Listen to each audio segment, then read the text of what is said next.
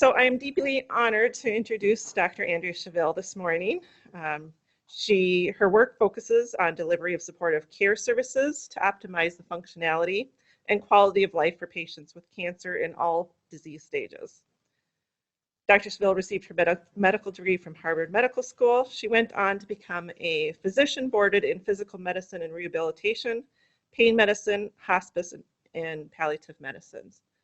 She has served for 18 years as palliative care physician and director of cancer rehabilitation, formerly at the University of Pennsylvania Health System, and is currently professor at the Mayo Clinic in Rochester. She is a medical director in the Patient-Centered Outcome Program and has received multiple awards and honors. I am thrilled to invite Dr. Cheville up here today and to discuss her extensive work on cancer survivorship. Thank you for coming. Thank you.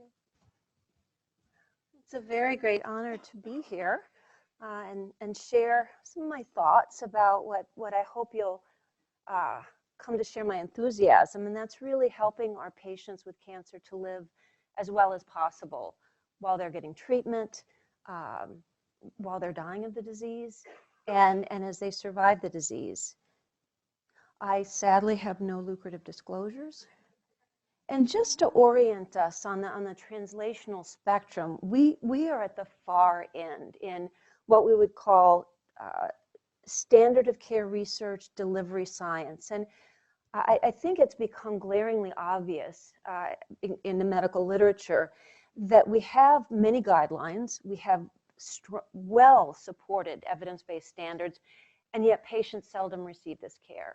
And often the delivery of this care is subject to disparities, so that marginalized groups, the disabled, ethnic and racial minorities, LGBTQ populations are less likely to receive evidence-based care. And so delivery science is trying to systematically align the way we deliver care with what the evidence tells us we should do. So first, some definitions and a little background to offer relevance.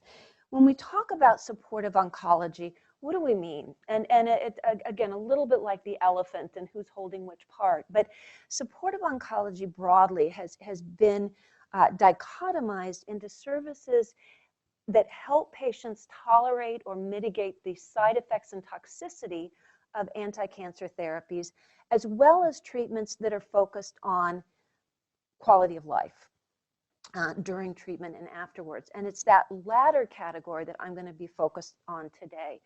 And quality of life, there are different constructs and ways of conceptualizing quality of life, but I think there's general consensus that it is definitely comprised of different domains: pain, symptom burden, mood, is somebody depressed, are they anxious, and function.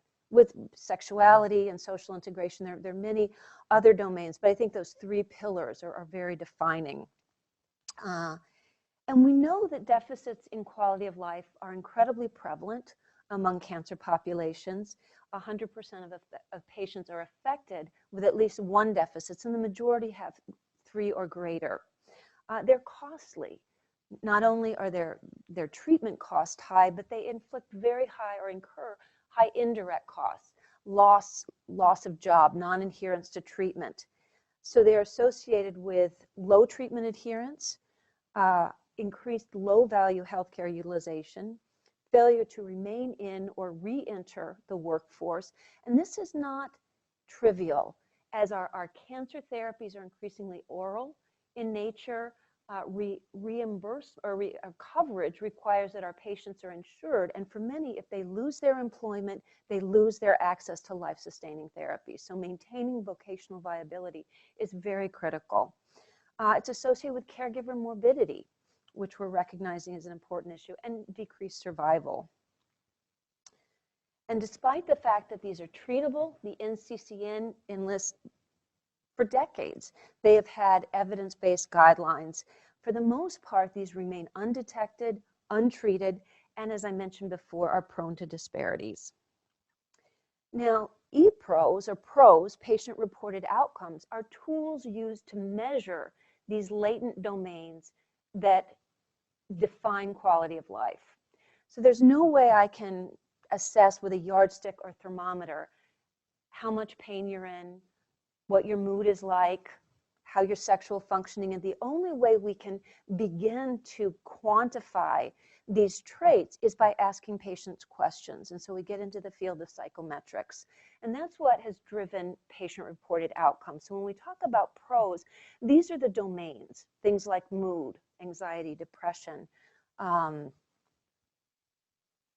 Function is a bit of a hybrid, but I think there's general consensus that it is a latent domain in many ways. Patients' conceptualization of how they're functioning, sexuality, and symptoms. So a PRO is a domain, and I took these definitions from Ethan Bosch's work. This was published in the Journal of Clinical Oncology. Ethan has been just an absolute maverick in this field and really spearheaded the integration of PRO assessments into medical oncology. Now, a PROM, a patient-reported outcome measure, is a measure used to assess a domain. So if we're assessing pain, there are many different, there's the PROMIS pain interference, PROMIS pain intensity, there's a brief pain inventory, many measures to assess that domain. Then if we get into PRO-based performance measures, with the approval of the Affordable Care Act, there was a novel linkage between a health organization's performance with respect to PROs, both the collection and improvement, and their reimbursement. Specifically the PHQ-9, which is actually the most utilized PRO in the world. That's a depression assessment. And so if an organization at the population level does not systematically assess for depression using the PHQ-9 and treat it, its reimbursement suffers as a consequence. And so PRO-based performance measures are when a PRO or a PROM specifically is selected as a reflection of the quality of care delivered by an organization. And those are increasingly penetrant. If you look at the 2019 and the 2020 iterations of MACRA, that's what drives CMS, they're increasingly linking reimbursement more and more explicitly to PROs and to patient experience and these outcomes. An ePRO is simply a PROM, patient-reported outcome measure, collected via an electronic interface. And as I was mentioning, there has been a shift in PRO emphasis from toxicity assessment. It's now standard for the FDA to require PROM assessments of the side effects and toxicities of a cancer treatment, and most drugs, frankly. So roughly 25% of US drug labels include treatment benefits based on PROM assessments. However, based on the recognition of widespread deficits in patient-centered care, IOM is now the National Academy of Medicine. They had a 2006 report, Cancer Care for the Whole Person, recognizing that often we do a good job treating the disease, but not such a good job treating the patient, as well as the effective efforts of patient advocacy groups, and as I mentioned before, this linkage, this ACO-based, Affordable Care Organization-based linkage of PRO performance and reimbursement. The emphasis in the applications of PROMs have shifted away from drug assessments toward performance and actually to drive care. And that effort gained tremendous traction through some of the recent publications of Ethan and his collaborators showing this is data from a JCO publication that it was a randomized trial where they randomized one group to clinic-based PRO assessments as well as between clinic visits, and this data was provided to care teams versus standard care. And what's very interesting here is if you look at all patients, the y-axis is ER visits, unplanned ER visits, which is considered low value, avoidable care. Clearly the STAR group, which was the PRO intervention, did better. But what I find particularly interesting is that the computer inexperienced group, which tend to be the lower SES, the more marginalized patients, the more indigent patients, they benefited the most. And this may be because now we're systematically querying patients about domains that are of tremendous import to not only their clinical well-being, but just their general quality of life.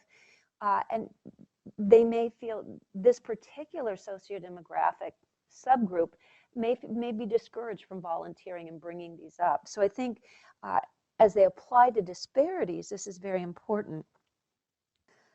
Now, what really gave pros a shot in the arm was the fact that survival increased. There was a dramatic and significant increase, a prolongation of the survival of the prom group, and that was, again, much more marked for the computer inexperienced group. So these patients who may be reluctant to vocalize and bring issues to the attention of their care teams. So that's all great and very encouraging. However, it ignores a long-standing history that robustly attests if we simply give busy clinicians pro scores, very, very little happens. And most of this work has not been done in cancer. If you're familiar with the collaborative care model, that was actually what led to the genesis of the PHQ-9 collaborative care. We recognized that depression was quite prevalent and quite damaging in general care, but especially primary care. So there was an effort to mandate screening and then to ensure evidence-based treatment. And that led to the collaborative care model. And so it's clear that if you give these scores to often they're allied health or mid-level clinicians who were resourced and trained to respond, very good things can happen and patients benefit. But simply giving these data to clinicians does not move the dial. And unfortunately, as suggested by meta-analyses that span different settings and populations, clinicians are very busy people and often they don't feel prepared. And so just alerting our clinicians isn't enough. And that's where EHRs come in. Beloved and despised EHRs, cynically, some of us feel that they're just very, very good billing machines with record-keeping capacity as well. But this was fueled by, if you remember, in 2009, the beginning of the Obama administration, the American Reinvestment and Recovery Act was passed. And within that act was the Health Information Technology for Economic and Clinical Health Act, or HITECH. And what that mandated for the first time and incentivized and it made efforts to fund was the meaningful use of interoperable electronic health records. And the vision was we were going to have free flow of PHI, patient health information, that would really bring us to a different level nationally in terms of healthcare delivery.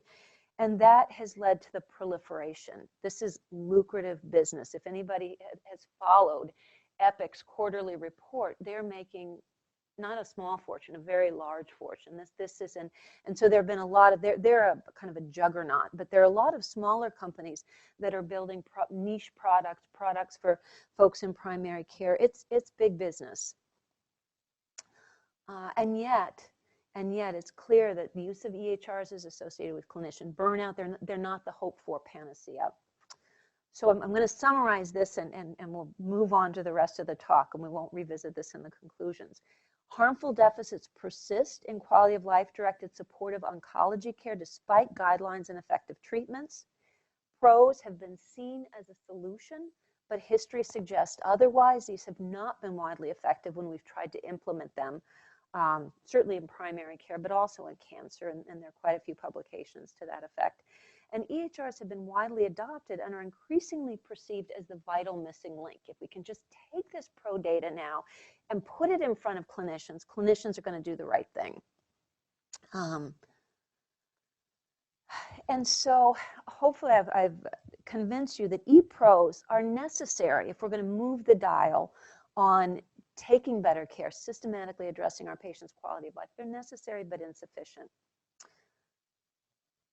However, with the use of EHRs, we have some unique and novel capabilities. And these are novel because EHR capabilities or functionalities have evolved apace. And so what we can do now in an EHR is quite different from what we could even do 2 years ago. And so for the first time, they're offering the potential to strategically combine and sequence EHR functionalities to advance clinical narratives like symptoms matter. Your quality of life matters. You need to attend to it. like depression is damaging, and we need to attend to it. As I'll talk about later, we have another grant that's trying to shift the use of opioids in favor of non-pharmacologic pain care, a narrative that throughout sequential clinical encounters saying these non-pharmacologic pain care strategies can be very beneficial and spare you. So we're trying to create narratives that align what we're doing and the tacit messages, both the spoken and the tacit messages that we're communicating with patients to support best practices.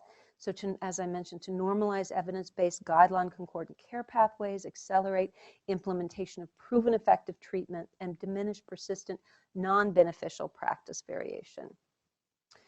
And why are EHRs perceived as so vital? They have come a very long way from passive receptacles of medical information. They are highly dynamic conduits and nexi for diverse sources of information, health information exchanges. They are the bottleneck, the concentration point for information coming, as you see, from hospitals, imaging, public agencies, long-term, what we call PAC, post-acute care evaluations, and then all patients' exhaustive amounts of clinical data, as well as information that patients provide. So that is all aggregated, and hence you're beginning to see Mayo has allied with Google, these alliances between large healthcare organizations and analytic providers to apply AI, artificial intelligence, to hopefully identify insights that are going to enable us to take better care of patients. But this is what EHRs can and are expected to do is evolving. So let's talk about what can they do. Certainly they can collect ePROs. Now this is Epic, which is what we use at Mayo. I believe it's what you also use at the University of Minnesota. Epic is very good at collecting ePROs via smartphone, via tablet at point of care, via a portal-based web entry. Epic has risk prediction algorithms, cardiac event risk prediction algorithms that are individualized for the patient and then alert the clinician. Clinical decision support, that's nudges, sometimes subtle, sometimes fairly aggressive, to try and help the clinician do the right thing at the right time. Embedded HTML, so we can bring video sources from, and this will become relevant later in the talk, but we can bring video and other types of HTML to the patient, again, to raise awareness. We have patient portals, auto documentation, and we can triangulate this exhaustive collection of data, wearables, for analytics and other applications. So in terms of what, with all these lovely capabilities, what do they actually allow us to do? So one thing, we can identify cohorts of patients. We can identify very easily, and this is great for researchers, but it's also important for clinicians. Epic has what are called registries, so we can, by virtue of a collection, a constellation of characteristics, we can put a patient on a registry and thereby monitor them. Maybe you're at risk for drug abuse or recurrent depression or a cardiac event, or you're at high risk of cancer by virtue of your family history. We can put you on a registry and see if you're starting to emerge along a trajectory that's worrisome, and we can intervene. We can bin patients, this is part of, into clinically relevant groups to ensure if you're disabled, you may be at risk. If you're a spinal cord injured patient, you're at risk for certain morbid sequelae. We can monitor, we can send out directly to your portal and alert you of these. We can elicit patient preferences. How do you want to be treated? And then we can automate the delivery of care in a way that aligns with what fosters your comfort. We can direct clinicians' attention, sort of. That's not easy to do. We can try to discourage low-value, harmful care, promote evidence-based, high-value care, and engage patients. And this is very exciting because, and I'll share why I got interested in this from the cancer rehab perspective, we can choreograph clinical pathways and triangulate diverse data sources in real time to promote precision patient-centered care. deliver individualized medicine, empower our patients, shape provider behavior in a way that optimizes the patient's experience and outcome, and normalize best practices. So with that preamble about EHRs, why did I get interested in them? This is not what I thought I'd be doing with the latter part of my career.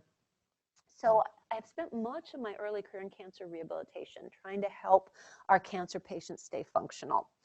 And to summarize a lot of literature, many patients who are cured of cancer and all patients with stage 4 disease eventually become disabled.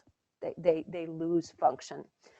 Very few receive proactive rehabilitation services. They usually come to attention when they're in extremis. Overwhelmingly, we first realize that patients are disabled in the hospital because we're consulted to see them because they're unable to go home, which is obviously not patient-centered care. And also we found that the problem was that the oncologists just weren't referring their patients. But what we found is it's much more complicated. When referred, patients are reluctant to go, and over 30% do not go. So there's a very important patient engagement piece here. And this is from some data. I can show you that what we did, what you're seeing is the y-axis is a functional measure. You can think of it, it goes from elite athletes, it's what we call an item response theory modeled metric. So it goes from elite athletes all the way to people that are paraplegic, which would be the theoretical 0. But what we found is if you bin patients into their functional levels, it's not until patients are not able to get around their homes, or until they're actually, when patients become bed-based, limited, then about 50% of them are interested in rehab. But it's not until they become very disabled. So it's not just that the problem is bigger than just a lack of referral. It's also a critical need to educate patients that a little early on goes a long way and can prevent some really tragic deficits downstream. You know, and I think it's understanding. When you think about our patient encounters, clinicians are very appropriately focused on treatment, toxicity tests. Patients are worried. Is it working? What do my tests show? What is this going to cost me? And beyond that, there's a subtext. We're stressed. Clinicians are stressed. Documentation, when I'm going to get out of here, we have our own life concerns, and patients are frightened. So it's a very both informationally and psycho-emotionally charged encounter, and it's supposed to occur in 15 minutes, if that. You know, some places it's 12 or 10. So all of this is this exchange, and we're not, you know, I'm a rehab doctor. Sorry about that. Interested in advancing the functional narrative during these encounters, but there are lots of other narratives to advance to in this very brief encounter. Vocational counseling, smoking cessation, distress screening, fertility preservation, symptom management. So how do we, obviously it's not working because these aren't happening. That there's the robust data that these not outside the biomedical model, these more biopsychosocial constructs, they're not being attended to. And we really haven't figured out a way to change that. I don't know if you all are familiar with David Sella. He's a psychometrician at Northwestern who's really been largely responsible for the patient-reported outcome medical information system, which is kind of taking over slowly as the most prevalent and systematically integrated PROM. But this is David's work, and what they did was to assess, using the PROMIS measures, they assess patients in cancer practices using the PROMs. They use this very intuitive kind of terror alert level or stoplight level, green, yellow, red, and they matched it to very simple, clear, bulleted recommendations. If your patient's read, this is what you should do. Nothing happened. It was a well-designed RCT, and the only thing that moved a tiny bit was anxiety, but a very modest effect size. And in our experience, so I had R01 funding for what we call the collaborative care Collaborative Care to Preserve Performance in Cancer, the COPE RCT, we screened 23,000 patients to recruit 516. Now, mind you, that's letters and it goes, and that is very representative of other trials. It's clear that exercise is beneficial. It helps almost every, each of these latent domains, these latent QOL domains. Very hard to get and engage patients to do it. So at this point, I was feeling pretty discouraged. And then I attended, and I really can't remember why, I attended the 2016 EPIC, what they call the UGM, the Users Group Meeting. And they have a subterranean conference center that can accommodate 16,000 people. It's really wacky. But I watched a presentation there that it really an epiphany, and I'll share that with you with permission. This had nothing to do with cancer, well, it kind of do, cancer prevention. This was out of Duke. And Duke, because they received a lot of money from the tobacco settlements, they have a magnificent state-of-the-art smoking cessation program. Undersubscribed, very few patients going, and they thought, well, this isn't good. And so they use some relatively simple, these are low-hanging fruit, they're easy to parameterize in the EHR. A point-of-care ePRO, which I'll share with you in a minute, patient-reported outcome, an embedded HTML video, a clinician alert, and an expedited order. And 2 questions of patients in the waiting room, and this was in primary care, and I think they may have done medical oncology as well. In the last 30 days, have you smoked, even a puff? If they say yes, it cascades to, are you interested in quitting? If they say yes, then when the patient gets in with the clinician, or when the patient is roomed, the rooming person knows to set up a video which describes the Duke smoking cessation program. It's just a 2-minute video, why this might be of interest, why it's accessible, it's affordable. And then there's a hard stop.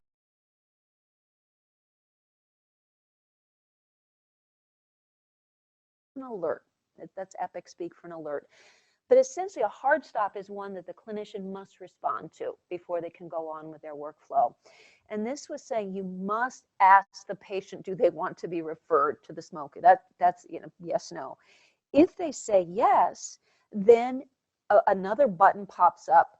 One click, it's already parameterized, send them to, the order is in to refer them to Duke. And as a perk to make the clinicians feel good about this, it auto-generates a note that lets them bill at a higher level. It automated it, so they've done some tobacco counseling. What happened?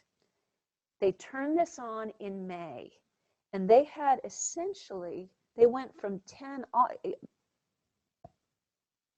basically from 10 to over 100 a month in 5 months. So that's a 10-fold increase in referrals and a 4-fold increase, they've now described this, in quit rates.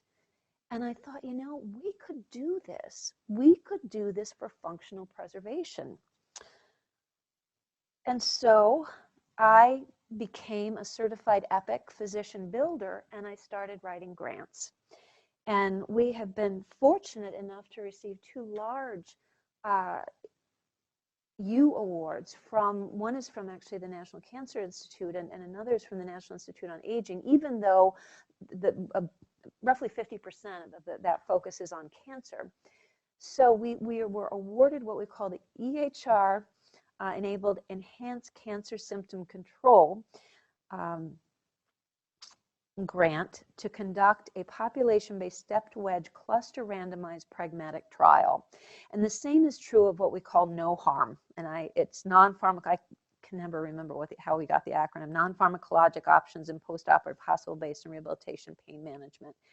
So what E2C2, that's the name of the first one, the Moonshot Award, what E2C2 is doing, it's a stepped wedge, so staggered start across all the medical oncology practices in Mayo in the upper Midwest. And what we're interested in is not so much administering pros, because we're assuming that that's not going to do too much. And actually that has been validated. We went live with pro collection back at the end of March 2019, and we've collected over 70,000 pros at this point. And simply providing them to a clinician has done almost nothing. Our interest was, how do we scale? How do we respond to those data in a way that has a fighting chance of helping the patient? We know there are lots of competing demands. I allude a little bit to the collaborative care model, and that's what has been robustly validated in primary care as a means of detecting and treating depression. That's really what we wanted to do. That has now been generalized beyond primary care to cancer. Our COPE trial was an example, Kurt Kroenke's INCPED trial, another one, both in JAMA publications. And so we know it can work. The problem is it's expensive. And right now, the human resource costs are not reimbursed. So with E2C2, we took collaborative care, we parsed it into, we're saying some patients may benefit simply from self-management education. To do these simple things, let's help you find resources in your community, and we can automatically send that to patients via their portals. And then for those who have severe symptoms, let's have you talk to someone, and we use a centralized telecare model to connect them with a nurse symptom care manager. So that's E2C2, and no harm. We're trying to advance the use of evidence-based non-pharmacologic pain care. So that might be TENS, acupressure, acupuncture, aromatherapy. But many of these, the data are, the effect sizes are as supported and as large as you get with pharmaceuticals. And yet they're very marginalized. They're not routinely integrated into care. So both are pragmatic trials. So what I'm going to try and give you is just a flavor of some of the EHR tools that we're using to try and accomplish these goals. So this is the no harm. And I think perioperative care highlights one of the big challenges in cancer care specifically, but just care in general. It crosses many settings and many providers over many time points. And if we think of cancer care, there's radiation, there's chemo, there's surgery. Often they're dealing with other medical specialists. And if we want to advance a single narrative, use in PPC, your symptoms matter, we should monitor and treat them. It's not enough to focus on just one provider. One provider can't do it alone. We need to seamlessly link this message across multiple settings and multiple providers. So that's what this illustration is trying to depict, that as a patient traverses their perioperative trajectory, at every time point, we're normalizing the use of non-pharmacologic pain care and we're supporting it. Give you an example. These are the ePROs that we use in the E2C2 study. Every patient now at a medical oncology visit, we collect the ePROs, and we're just using very simple numeric rating scales. And this was partly in response to provider concerns about overburdening patients. Some of the other measures can get pretty long, especially when you want to sample multiple domains. So this is one item per domain. They work. They're not terribly precise, but they're okay. And then if a patient says, and this is in the intervention, if they're in the control group, they just put in these data and they're done. If they're in the control group, we ask them, you rated at least one of these issues as moderate. Can you let us know what you would like help with? And surprisingly, some of them, even if they have mild symptoms, they want help with. So they can input that, and then we automatically push that information to their portal. And we've developed a very extensive suite of self-management support, education and support materials. And then also if they have endorse a severe symptom, you've endorsed it, would you be interested in talking to a nurse? What time? And we hook them up. So for no harm, this is another, is trying to give use cases of those examples I offered earlier. How do we if we identify a high-risk group, how can we then automatically, again, without putting this in a clinician's inbox or expecting the clinician to do it, how can we automate some of this? So for the no harm, this opioid prescribing non-pharmacologic pain care trial, we're asking screening questions to identify patients who are at risk of bad outcomes, i.e. prolonged opioid use and uncontrolled pain or functional distress, but really the two. pain and opioid use. So if they say, if they have negative affect or catastrophized, if they have a history of chronic pain, which we can ascertain from ICD-10 codes, and if they're currently using opioids, or if two of the three of those, I think, they go into a high-risk pool, at which point they then watch a video via their portal where we describe emotional responses to pain, how these are normal, trying to give them some skills. That's really it's CBT light, cognitive behavioral therapy, but giving them some coping skills as they come in to their operative experience so that they're prepared. So just an example of if we identify a high needs group, what are ways that we can respond to that in an automatic way? Clinical decision support, what all CDS attempts to do is to create order from potential chaos, done well, it reduces the cognitive burden for physicians and helps them do the right thing. And so what this illustrates, we've created a graph that charts these domains. You can select which ones you want to see, because otherwise we're assessing 6, so it gets pretty cluttered. Whereas I should have let you know we're assessing sleep disturbance, pain, anxiety, depression, fatigue, and loss of function.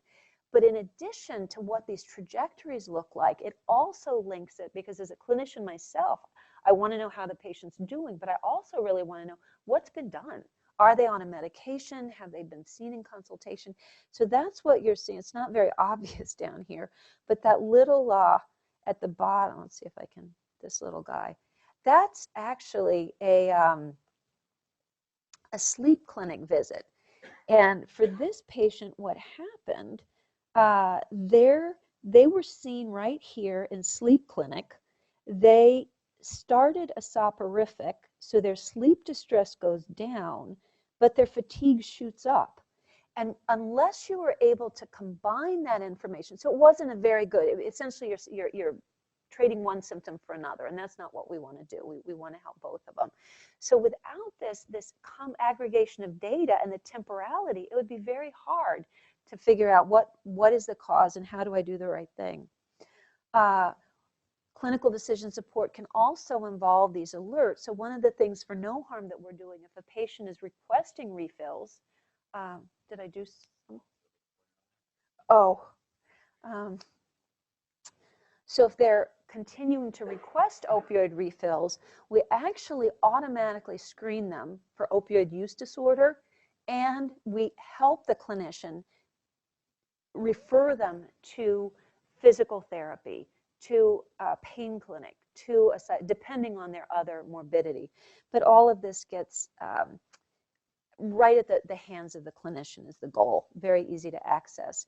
And pre-configured orders are another. And then the portal, we can send out videos. This capability is advancing apace. What we can directly send to the patient, because I think patients want to stay functional. I think they're just not making the connection between, I just need to get through my cancer therapy. That's in some qualitative work we've done. We found that as a common theme. Just need to get through my cancer therapy, and then we'll see how my function is, and I might do something about it. But unfortunately in cancer, and this has also been widely demonstrated, once you lose function, you don't get it back. And that hasn't been assessed in all cohorts, but it tends to be a steady downward trend unless you intervene. And most patients don't hear that. And the tragedy is it takes so little. It really takes a very trivial amount of resistive exercise and being vertical and moving around daily to preserve your muscle bulk and tone and your vascular tone. So anyway, with portals, we can push directly to patients information that we think would benefit them. So this is showing you with the E2C2, the symptom screening study. If they endorse moderate fatigue, we send them a message with the linkage. But one of the other nice things that you can do is really personalize these messages.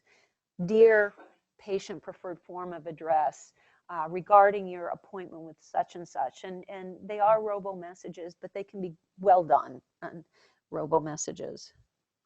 So just we're actually, this was at the end of January. We're now over 70,000.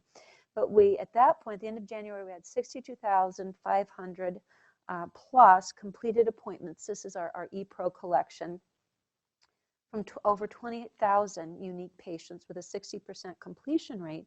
And our data is comparable to what others have reported. We find that fatigue is the most common. 43% of our population are endorsing moderate or severe fatigue. And actually, fatigue is the #1 symptom associated with loss of vocational viability and return to work. At 34, a third of patients are endorsing moderate to severe functional decline. So everything's going well, and basically we're finding that roughly half of the patients that endorse a symptom want help with it. So what could possibly go wrong? That's the Hindenburg. So always I think it's important to anticipate negative consequences. And it's clear that poor EHR usability is associated with patient harms. We really have the potential to harm here, and harm at scale, because we make a few tweaks to the EMR. That will affect thousands of appointments in a given day. You change something just a little bit, misparameterize an order, so there you absolutely have to respect. And most organizations have considered that with checks and balances and cautious oversight, which makes this work, you have to be very patient in order to do this work, because there are a lot of involved checks. There is the potential to aggravate disparities, and we're starting to look into this, because as we rely increasingly, and there's a big push to get patients on portals and respond to pros via their portals, because then it doesn't jam the desk up at clinic visits. Because otherwise you're handing out tablets, the line gets long. So there's a real push for patients to schedule. Now there's a capability to schedule, to view labs, to interface with their clinicians, and to fill out their pros via the portal. But often it's low SES, more traditionally vulnerable groups that don't have access to patient portals and don't use them. And unless we're, I think, very mindful about this potential, it could lead to harm. As I mentioned, you can introduce bugs that cause large-scale malfunction. These are complex and very interrelated systems. And you can antagonize and frustrate clinicians, which is, as one myself, it's easy to do. So what we've learned with this work so far is that the EHR is necessary. It's a valuable tool. I've never experienced anything that lets us collect that amount of data that quickly, and we touch every medical oncology appointment that happens throughout the Mayo Clinic Midwest practice. However, it's not enough. I think that doing this work has made me so appreciate the critical importance of implementation, engaging your stakeholders, responding to your clinical stakeholders, your administrative stakeholders, training people. You're competing for precious, precious time, engagement, making sure people are on board, and just iteratively optimizing the usability, so that you want it to be Apple. For all my issues with Apple, they are usability masters. It's a smooth, gratifying user experience to use an Apple device, and that's kind of your holy grail, what you'd like. The other thing with EHRs is they do so many things. They report images, they collect pros, notes. It's hard to get them to do one thing as elegantly and proficiently as software that's dedicated to that. So graphics aren't great in Epic. A lot of the auto note writing, auto note generation capabilities are not great in Epic. So there are challenges in our quest to optimize usability. So in conclusion, current generation EHR support information convergence and bidirectional exchange that can be leveraged to potently influence care delivery, hopefully in ways that align care with guideline-endorsed and evidence-based practices. Effectiveness seems to require the combination of multiple strategically selected EHR capabilities. One is not enough. People have been turning on alerts, and roughly only 20% of alerts are responded to in any way. And response doesn't mean that they change care.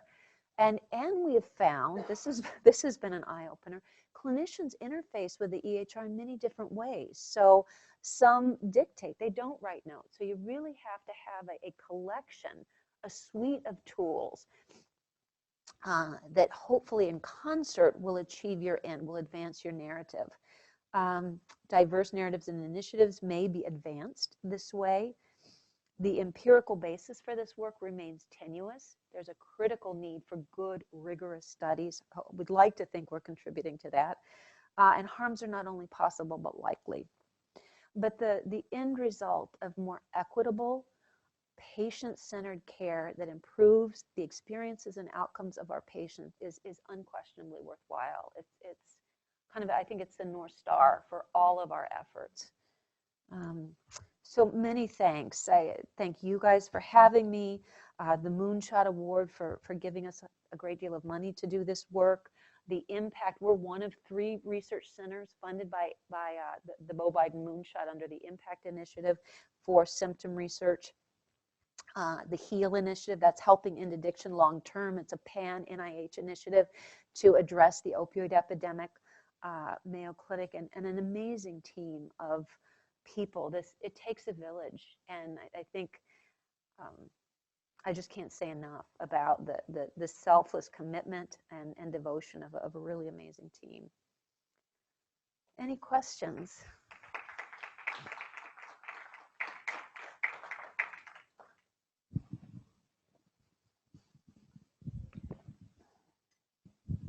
Thank you very much. That was really interesting to me. Do you have information about how many patients at the Mayo Clinic are engaged in the patient portal? We do. At least we know the E2C2 numbers because I literally just last week submitted an administrative supplement for this grant. So basically, rule of thirds, 2/3 are on the portal. And it varies because we have places in rural, the Mayo Clinic Health System spans northern Iowa, western Wisconsin, and then southeastern Minnesota. So as you get more rural, portal the proportion of portal users goes low. So about 70, 2/3 to 70% have portals, but then about half to 1/3 of those are regular users. Mm-hmm. And what we've seen, and I think is a real risk, there are these aggressive drives to start patients on the portal, but then there's no support to help them use it and perceive the benefit and become savvy. Yeah, it's similar here, and there's other reported indications of that. Do you know, as part of your work, have you done any sort of promotional drives for the portal itself, or the Mayo Clinic at large has done some, I assume? Not nearly to the extent that we need to. Not nearly to the extent. And this has been one of my big peeves. I think if there's perceived value, I mean, seeing all the grannies on Facebook has mm-hmm. convinced me that, that if there's enough motivation, older people can learn technology. I think it reflects on us that we're not offering enough value via the portal to entice people to go through the hassle. Right. And so, yes, we've what we try and do at every step along the way in E2C2 is we send promotional materials. Why would you want a portal account? Mm-hmm. How do you get one? One thing that Mayo does well is they have a helpline so that if you're interested in the portal, you can call that, and they very patiently, they'll spend a crazy amount of time in helping patients set up. Yeah. But that's not enough. You then need to go the extra. It's interesting, this is an aside, in our autogenic bone marrow transplant program, all of those patients, and some are quite old, they become portal users because you're stuck in Rochester for 21 until your counts recover. And so they learn very quickly how to check their count recovery because it means they can get out of Dodge. So some of this is, again, it's what's in it for them? I have 2 questions, I think. Yeah, I kind of have a 2-part question. I really like the graphical display of how symptoms are changing over time. Have you compared that to physicians' assessment of the same symptoms during the time period? In other words, when a patient says they have 10 fatigue, a physician makes a qualitative number that's different or the same? Have you, Oh, concordance. yeah, with what Because and so the second part of the question I'm asking is the FDA is actually becoming increasingly interested in using PROs as a way to judge toxicity.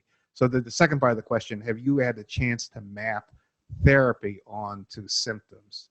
So the idea that the patient is changing a therapy or the antiemetics are causing fatigue or however you think about it, so physicians can react to something that they did that made the symptom complex worse. So I can answer both. So actually, we have not looked at concordance because collecting data from clinicians, but others have. And it's out there. And usually, usually caregivers overrate and clinicians underrate symptoms. That's kind of the rule of thumb. And there is a pretty extensive literature on that. I'm not an oncologist, so I'm not so interested. Yeah. But the oncologists at Mayo are very interested in using these data. So actually, what our wonderful informatician has done, you can parameterize what's crystal or clarity is the EPIC data set, and you can create these crystal reports that automatically run. So he's setting up reports for disease-specific groups, so all the colorectal patients on such and such a regimen, and that enables them to identify the population, identify the proportion, and then they can look for these associations. So it's definitely on the horizon. It hasn't been my priority. We have a question from our remote audience. I'll have you read it off here. Okay. Please forgive the concrete question, but what interface are you using to collect the pros? That's not concrete. How do you facilitate usability for investigators? If need to update the questionnaires, how rapidly can this be? Okay. That's actually a really good question. So we are using the portal. So that's I don't know if you're familiar, but the patient portal is an interface that looks very like a tablet. So I showed you the screenshot of the, and so we're using the patient portal, which is usually web-based, but you can also use smartphones, and then the welcome tablets at point of care. We are adding, and this was the reason for the administrative supplement, we are adding interactive voice response, because if you look at the pro literature, it's very clear that you need, for optimal capture and equitable capture of pro data, you need multiple modes. So we're adding IVR, but so far it's just been Epic-based, portal and tablet and smartphone. Your second question about the rapidity, we can do it very quickly because we have money and have paid for what's called an Epic Boost resource. Epic Boost resources are their consultants. They tend to be, they're costly, but they're very valuable. These are our Epic employees that have usually worked in Epic in multiple, with multiple, what we call functionalities. So they know orders, they may know billing, ePRO questionnaires, and you hire them and they're able to very quickly. So we can change, in fact, we have changed we can do it in a couple weeks. But that's by virtue of the fact that it's taken a long time to establish relationships within the organization and familiarize ourselves with the oversight and governance structure, and we have the money to do it autonomously. Otherwise, we would go to the back of the clinical queue, and it would probably take months, six months. So that answers that question. And parameterizing, pros are I can build pros, and that should actually tell you something, because I'm a certified Epic physician builder, but I'm not a great one. And I can build pros very well. So they're not at all hard to parameterize. It's just you're getting in the queue with all kinds of clinician requirements. Can you clarify how you define physical function with your pros? Because physical function can mean a lot of things: upper extremity dysfunction, lower extremity dysfunction. That's a great question. So I think we just say we have descriptors. I should bring that slide back up, because physical function, and I think we say like walking, mobility, self-care. So we give some examples. And as I said, we could not do anything more elaborate, because the medical oncology practice was they had been using 11-point numeric rating scales for fatigue and pain before we did this work. And they were okay with that. They didn't want to use any other instruments. So that's simply what we're doing. It's kind of whatever the patient, with those descriptors, how they conceptualize physical function. Okay. I was just going to say, I'm interested that we can now talk about precision medicine beyond just the physical blood tests. And as a cancer patient, when I first started taking these surveys at my office, at the oncology office, I was like, well, isn't that sweet? They care if I got a good night's sleep last night. And it didn't dawn on me that this was really part of the whole picture of me as a patient, and that they, would use that information to treat me. I think we're just, one of the things that I'm very interested in, because one of the ways you really you don't want to die of cancer is with a spinal cord injury, a catastrophic, and it's very preventable, because there's almost, not entirely, but there's almost always a prodrome of weakness, maybe bowel or bladder insufficiency, and pain. And the last time I was on service, we had 3 patients in-house who are now, 2 are quadriplegics and 1's a paraplegic. And if you look back, because we now have the data, if you look back, it was clear there was kind of this trend, but you couldn't reasonably expect a clinician, they're so darn busy, to identify that. So I'm hopeful that that's something I really want to do, is look if we can identify patterns to flag when patients are headed toward a very catastrophic complication. Well, thank you. Any other questions or comments? All right. Thank you very Thanks a lot. much.